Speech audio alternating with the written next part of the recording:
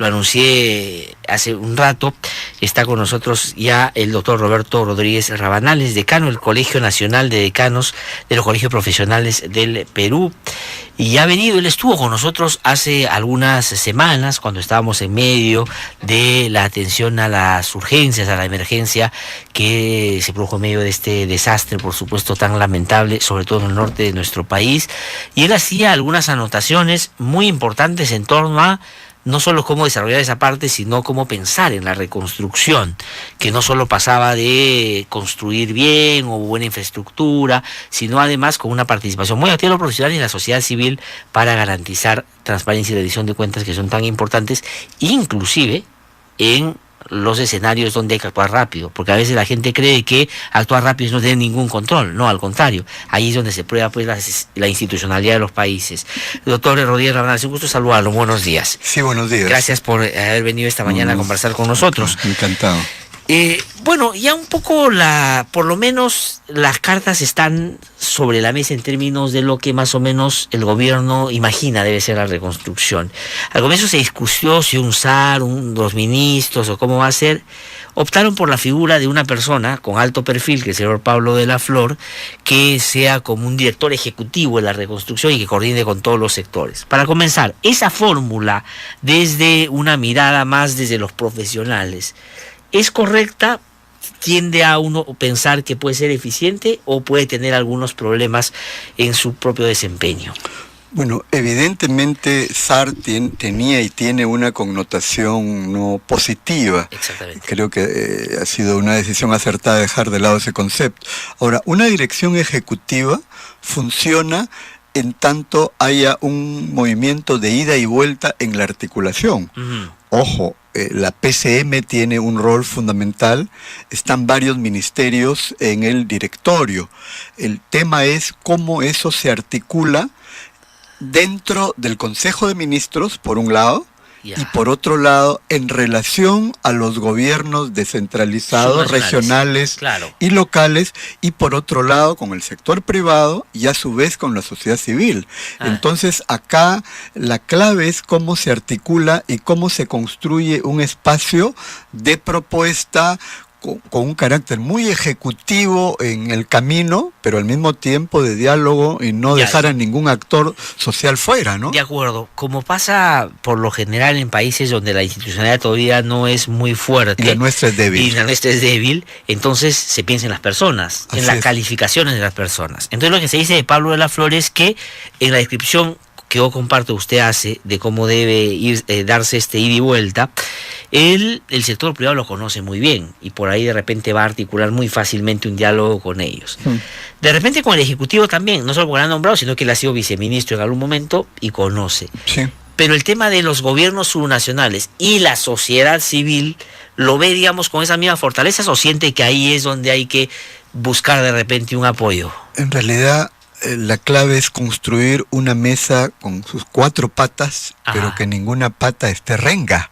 En este caso está el gobierno nacional, está el sector privado, pero una mesa que no tenga las otras patas parejas, gobiernos regionales, locales por un lado y sociedad civil, es una mesa que puede generar una pendiente de deslizamientos que nadie quisiera.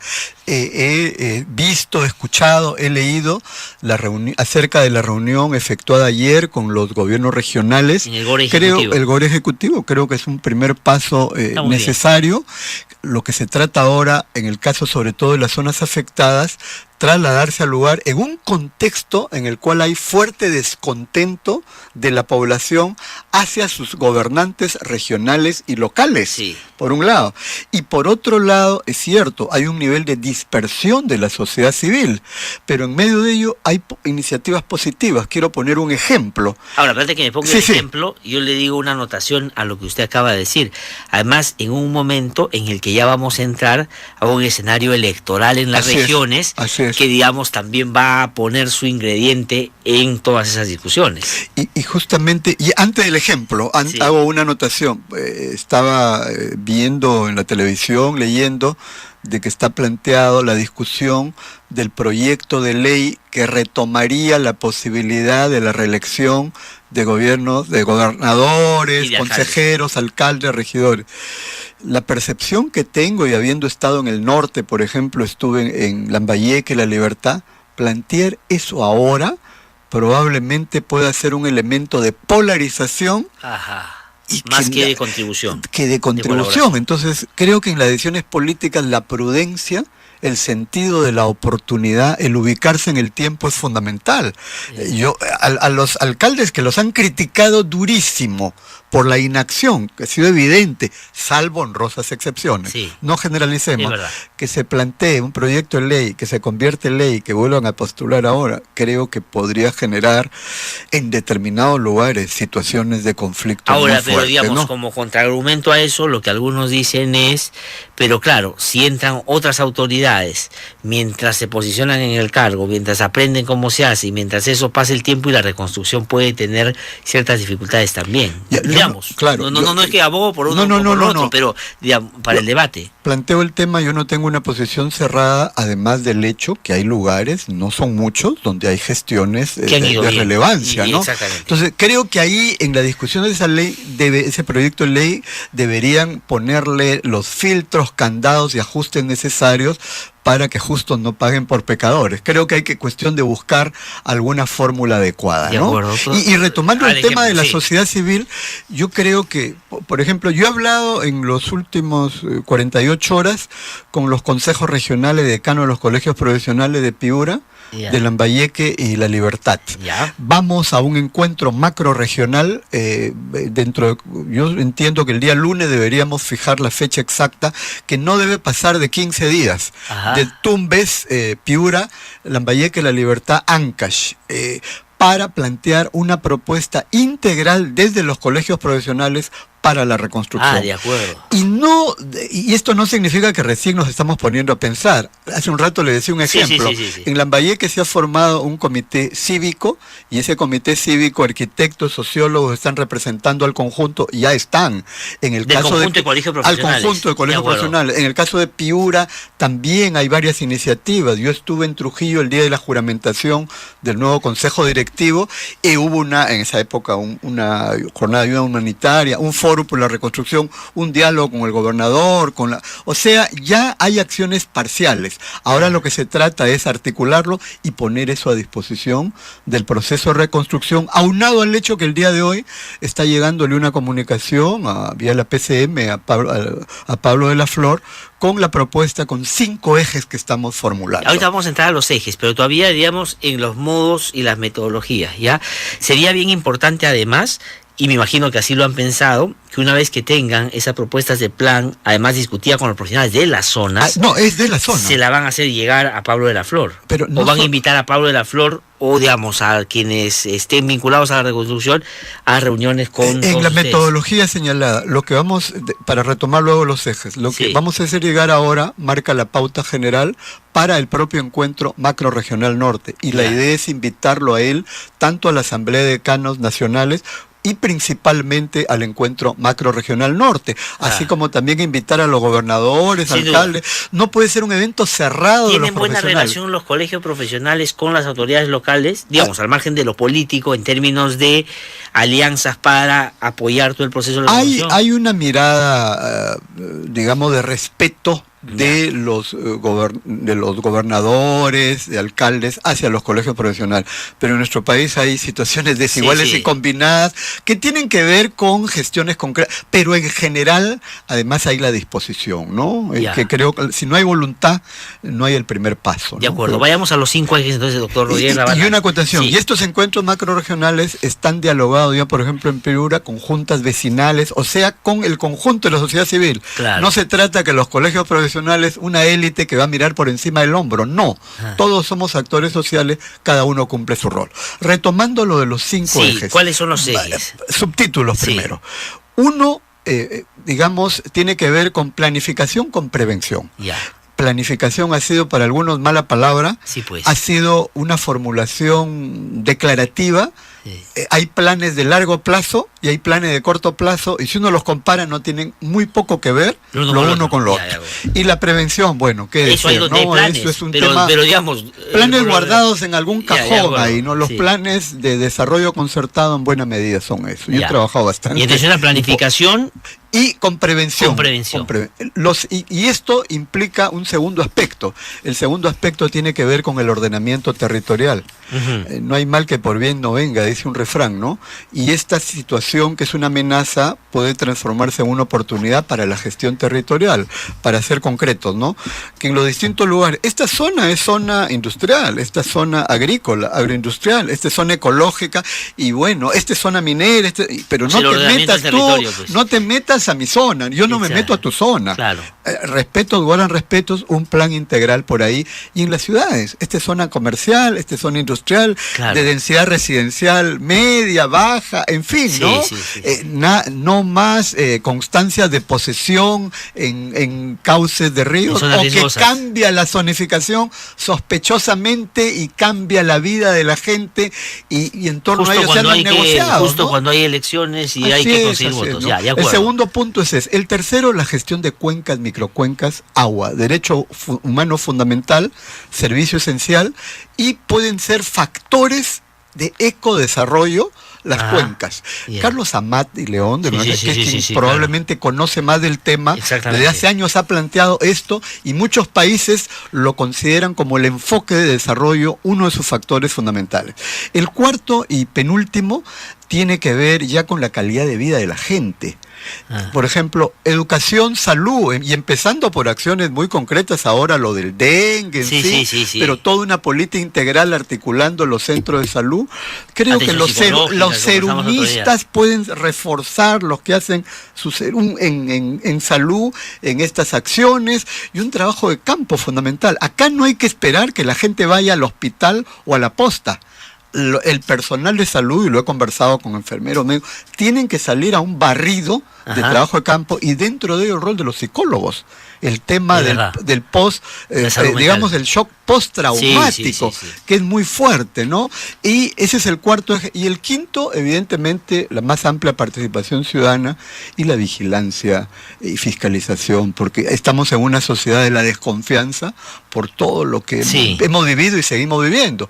Si articulamos esos 5 ejes, digamos, simultáneos, a la mesa de 4 patas, que tiene que ver con gobierno central, gobiernos regionales locales, sector privado, sociedad civil, y al mismo tiempo trabajamos una articulación en términos presupuestales con la fiscalización correspondiente, creo que podríamos superar sustantivamente la nefasta experiencia del 2007 de Forsur, ¿no? Que fue terrible. Doctor Rodríguez Rabanal, y me he quedado pensando en si están pensando ustedes en algún nivel de participación directa en la propia reconstrucción a través de sus profesionales. No lo planteo en términos de que, de hecho, profesionales van a hacer la reconstrucción, sino como gremios. En términos individuales. En términos individuales. Porque inclusive yo, frente a las preguntas que le han hecho a Pablo de la Flor y antes al primer ministro, se hablaba, por ejemplo, de que deberían ser empresas grandes, internacionales, las que vengan a hacer las cosas, porque lo que se requiere es hacer bien las cosas, ¿no? Como diciendo que aquí no es posible hacerlo. Acá no hay gente, ¿qué pasa? O sea, estoy pensando en el razonamiento ese, ¿no? ¿Qué cosas están pensando, por ejemplo, en eso? ¿Cómo plantear las universidades? No, pues que universidades como la UNI, que tiene pues, profesionales de primera en materia en general, ¿cómo han pensado ustedes? Bueno, ahí hay 2, 3 aspectos. El primero de ellos, está formado el directorio para la reconstrucción, con Pablo de la Flor, los ministros. Nosotros en la comunicación que estamos enviando, ponemos a su consideración de que en el equivalente la denominación es lo de menos, de una secretaría técnica o de apoyo de coordinación, estamos con la capacidad instalada en infraestructura, ingenieros, arquitectos, en calidad de vida, lo que significa todo lo de salud, psicólogos, en la organización comunitaria, sociólogos, trabajadores sociales, antropólogos, los especialistas ambientales en agua, etcétera, ¿no? Eso a nivel central, pero la clave está en las regiones.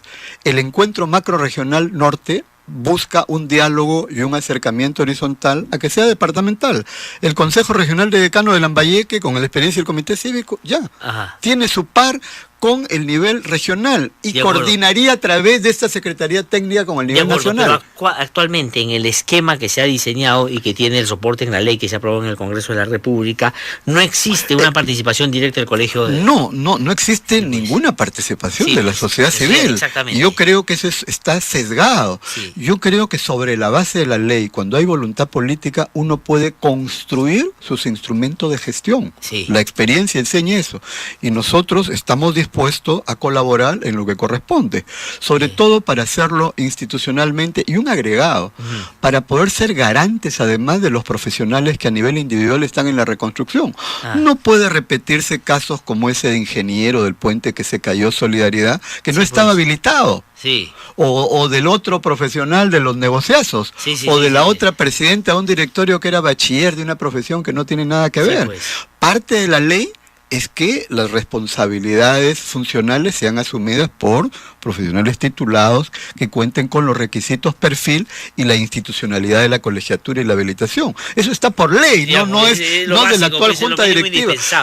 Al alcalde de Lima le hemos enviado una carta la semana antepasada, vamos a esperar hasta fin de mes, recordándole que... No, todavía no he dicho...